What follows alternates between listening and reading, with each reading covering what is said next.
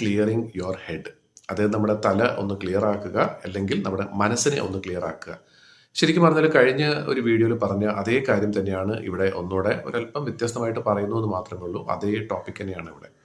അതായത് നമ്മുടെ മനസ്സിൽ നമുക്കൊരു ബുദ്ധിമുട്ട് വരുന്ന സാഹചര്യത്തിൽ തീർച്ചയായിട്ടും അതിനെ ഒന്ന് ക്ലിയർ ആക്കാൻ വേണ്ടിയിട്ട് നമുക്ക് വളരെ എളുപ്പത്തിൽ ചെയ്യാൻ പറ്റുന്ന കാര്യം വേറൊന്നുമല്ല, നമ്മുടെ ചുറ്റും ഉള്ള പ്രകൃതിയെ നമ്മളൊന്ന് ഒബ്സർവ് ചെയ്യുക എന്നുള്ളതാണ്.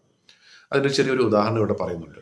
നമ്മളിപ്പോൾ ഒരു മഴ പെയ്യാൻ പോകുന്ന ഒരു സാഹചര്യത്തിൽ ആ ആകാശത്തേക്ക് നമ്മൾ നോക്കുകയാണ്. മേഘങ്ങളൊക്കെ കൂടുന്നു, ഒരുപക്ഷെ ഇടി വെട്ടുന്നു, അങ്ങനെയുള്ള കാര്യങ്ങളൊക്കെ കഴിഞ്ഞതിന് ശേഷം ഒരു മഴ തുടങ്ങുന്നു. അപ്പം ധാരാളം വെള്ളം ആ മേഘങ്ങളിലുണ്ട്. ആ വെള്ളമെല്ലാം താഴെ ഭൂമിയിലേക്ക് പതിക്കുന്നു.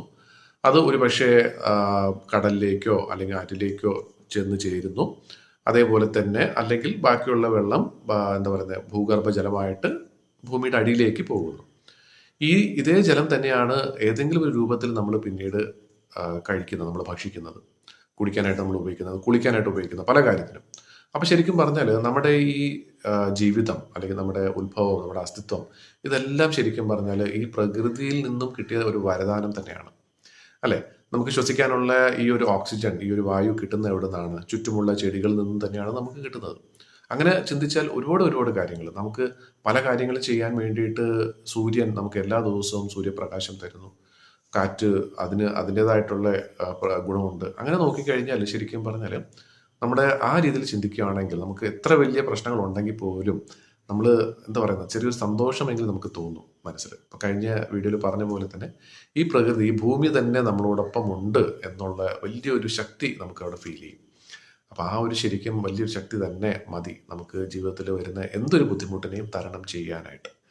അപ്പോൾ ഈ രീതിയിൽ ഇടയ്ക്കെങ്കിലും അത് പറ്റുമെങ്കിൽ എല്ലാ ദിവസവും ഒരല്പം സമയം എങ്കിലും എവിടെയെങ്കിലും, ഇപ്പം പ്രകൃതി എന്ന് പറയുമ്പോഴത്തേക്കും നമ്മൾ നേരെ വനത്തിൽ ചെന്ന് ഇരിക്കണം എന്ന് നിർബന്ധമില്ല, വെള്ളച്ചാട്ടത്തിൽ പോയി കാണണം നിർബന്ധമൊന്നുമില്ല. അത് എല്ലാ ദിവസവും ചിലപ്പോൾ സാധിച്ചൊന്നും വരില്ല.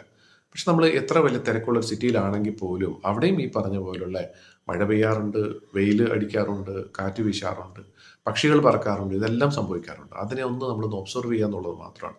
മനസ്സിൽ ഇപ്പോൾ ചിന്തിച്ചുകൊണ്ടിരിക്കുന്ന എന്ത് കാര്യമാണെങ്കിലും അതിനെ ഒന്ന് മാറ്റി വെച്ചിട്ട് ജസ്റ്റ് ഒന്ന് ഒബ്സർവ് ചെയ്താൽ മാത്രം മതി. ഉള്ളിൽ തന്നെ നമുക്ക് അങ്ങനെ വല്ലാത്തൊരു സന്തോഷം നമുക്ക് തോന്നും.